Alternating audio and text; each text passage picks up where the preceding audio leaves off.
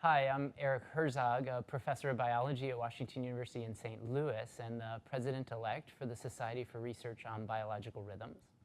And I have the pleasure today to be with Carla Green, the current president of the Society and a professor of neuroscience at UT Southwestern.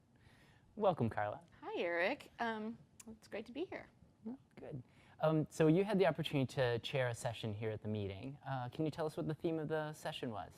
Yeah, so as president, we have the opportunity to put together a symposium on whatever topic we want to put together. And I decided this year to take advantage of the fact that our understanding of the clock has become so detailed at so many levels, but also has moved beyond just phenomenology into really moving toward disease and treatment of various conditions. And so I decided to try to encompass that this year by having a realm of different model systems and a realm of different viewpoints from mechanistic all the way to semi-translational.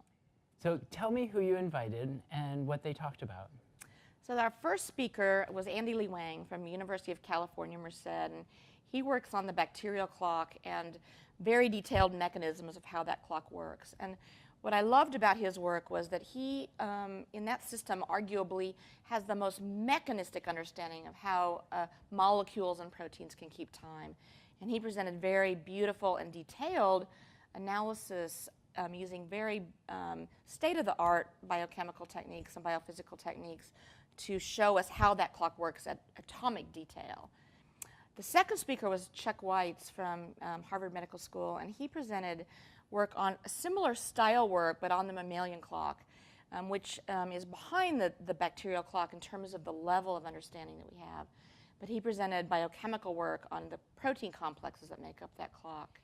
And then the third speaker was Thalys Papagiannakopoulos, and he is from NYU, and he really has taken molecular understanding of the clock and moved it into a model system of lung cancer. And he's done really, again, very beautiful mechanistic work, but this time looking at how the clock controls lung cancer and how that can be hopefully leveraged in the future to understand the relationship between the cancerous cells and the normal cells and hopefully someday move toward treatments. So I think the three speakers really did a great job of spanning the way I think the benefits of the clock field are right now, which is molecular understanding all the way to disease. And that was what I was trying to capture in that symposium. So it really is this beautiful molecular machine that operates inside individual cells, and we're now connecting it to disease. Were there some highlights you want to share? So I think one of the things that came from Andy Lee Wang's talk was, that he has, in uncovering this timing mechanism, not only does he now understand the clock, but he's revealed brand new biochemical principles that were really not understood in any other system, such as examples for proteins to take on completely different shapes to do different jobs. I think likewise with Thalys's talk, he really has shown us that cancer cells can use the clock in weird and unexpected ways to give themselves advantages in forming tumors and overtaking normal tissue.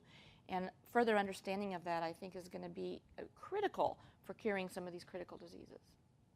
Beautiful. Thank you very much, Carla. My pleasure.